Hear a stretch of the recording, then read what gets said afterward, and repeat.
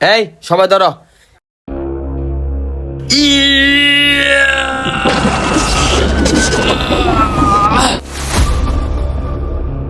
কি ব্যাপার, এই খাইটে কেন আমরা উড়তে পারতেছি না?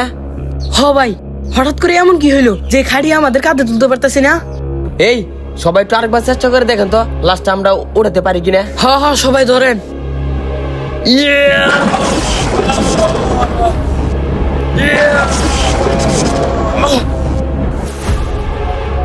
কি ব্যাপার, এত চেষ্টা করার পর আমরা কেন লাশ উড়াতে পারতেছি না?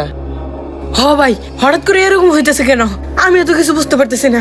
আমরা এত চেষ্টা করার পর লাশ কেন উঠতেছে না? হ্যাঁ ভাই, শুনছি নাকি মানুষ মারা গেলে অনেক ভারী হয়ে যায়, আর 2-4 জন লোক ডাক দেওয়া দরকার। ভাই শোনেন, আপনারা এই লাশ কি কোনো অভিশপ্ত লাশ নাকি? ভাই, অভিশপ্ত হতে যাবে কেন? আলম ভাই তো অনেক দানশীল মানুষ ছিলেন।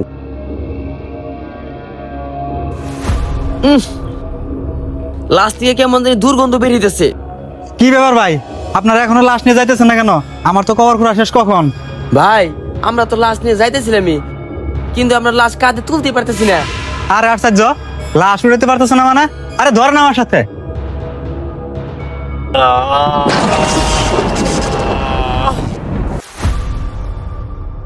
দেখছেন, আমি আপনার বললাম না যে লাশ আমরা তুলতে পারতেছি না।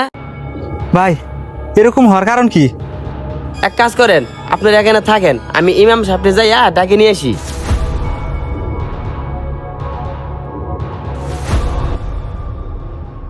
ইমাম সাহেব, এইটাই লাশ।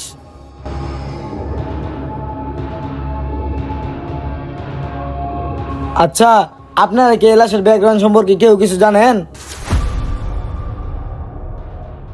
কি ব্যাপার, আপনারা সবাই চুপ করেছেন কেন? কথা বলেন। হুজুর, আমি জানি এই লোকের পিছনে আমি 5 বছর ঘুরছি। এই লোকের ব্যাকগ্রাউন্ড সম্পর্কে আমি সবকিছুই জানি। ও আচ্ছা, তাহলে আপনি কি জানেন বলেন। আচ্ছা হুজুর, তাহলে শুনেন, এই লোকটা সারা জীবন সুদের ব্যবসা করতো আর গরিব মানুষের উপর জুলুম অত্যাচার করতো। সাদ্দাম মিয়া, আয় সাদ্দাম মিয়া, বাসা থেকে বেরো। এই তোর বাপে কই? আমগো আব্বা তো ঘরে।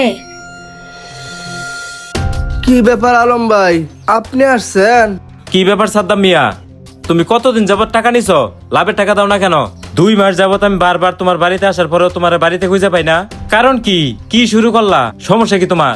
আলম ভাই, আমি বেশ কিছুদিন যাবত অসুস্থতায় ভুগতেছি। ওষুধ কেনার টাকাটা পর্যন্ত নাই।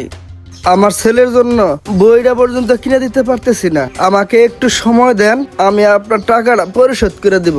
আরে মিয়া, রাখো তোমার সময়। কত সময় দিব তোমারে? এই পর্যন্ত 3 মাস হয়ে যেতেছে, তুমি আমার লাভের টাকা দাও না। এইভাবে যদি আমি জনসেবা করতে যাই তাহলে তো আমার সবকিছু চলে যাইবো। তুমি এক খারাই আমার টাকা দিবা, আমি অত কিছু বুঝি না। এই মুহূর্তে তুমি আমার টাকা দিবা। ভাই, আপনি বিশ্বাস করেন, আমি খুবই বিপদের মধ্যে আছি। আমার ঘরে একটি টাকাও নাই, ঘরে খাওয়ার জন্য চালটা পর্যন্ত নাই। আমার একটু সময় দেন, আমি আপনার টাকা পরিশোধ করে দেব। দেখো সাদ্দাম মিয়া, আমি এত কথা শুনতে চাই না। তুমি এক খারাই এই মুহূর্তে আমার টাকা দিবা, আর তা না হলে চুক্তি অনুযায়ী এই বাড়ি বিটা ছাড়বা।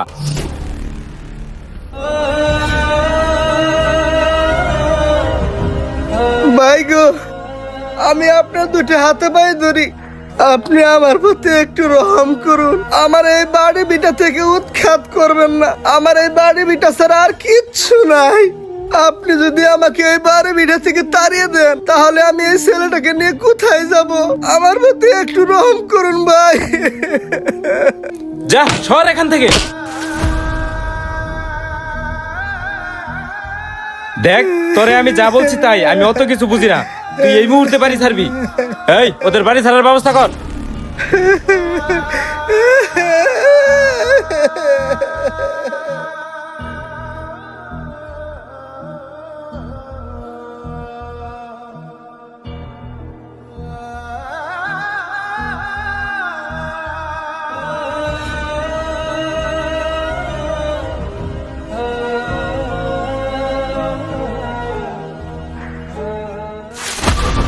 ও আচ্ছা, তাহলে এই ব্যাপার। তাহলে শুনেন, আপনারা এই লোকটা যার উপর অত্যাচার করছে সেই লোকটাকে এখানে উপস্থিত করেন। সে যদি ক্ষমা না করে তাহলে এই লাশ আপনারা কোনোভাবে উঠাতে পারবেন না।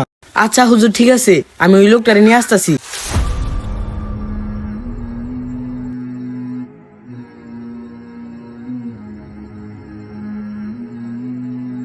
হুজুর এই যে সেই লোক। ও আচ্ছা, শুনেন ভাইজান, আমি শুনেছি এই লোকটা আপনার সাথে অনেক অন্যায় অত্যাচার করেছে, এখন তো মৃত অবস্থায় আছে। এখন আপনি যদি ওনাকে ক্ষমা না করেন তাহলে এই লাশ কোনোভাবে দফন করা সম্ভব হবে না। শুনেন ভাইয়েরা, সুদ হলো এমন একটা জিনিস, এক গ্লাস স্বচ্ছ পানির মধ্যে 1 ফোঁটা নোংরা পানি দিলে যেমনি পুরো পানিটাই নষ্ট হয়ে যায়, ঠিক তেমনি আপনারা যত আমলই করেন না কেন, যত ভালো কাজই করেন না কেন, যখন সেখানে সুদের টাকা অ্যাড করবেন তখন পুরো আমলটাই নষ্ট হয়ে যাবে। তাই বলছি ভাই, আপনি ওনাকে ক্ষমা করে দেন।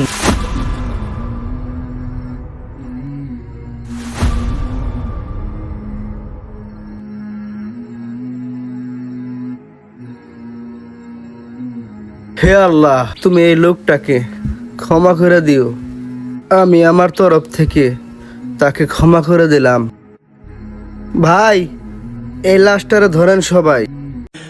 যদি আপনার ঘরে সুদের 1টি টাকাও ঢুকে থাকে তাহলে আজই নিজেকে প্রশ্ন করুন, আল্লাহর সামনে দাঁড়িয়ে আপনি কি জবাব দিবেন। পৃথিবীর লাভ কয়েকদিনের, কিন্তু আখিরাতের শাস্তি চিরস্থায়ী হতে পারে। যে টাকা দেখতে লাভ মনে হয় সেই টাকায় হয়তো আপনার দোয়া কবুল হওয়ার পথে বাধা হয়ে দাঁড়াতে পারে।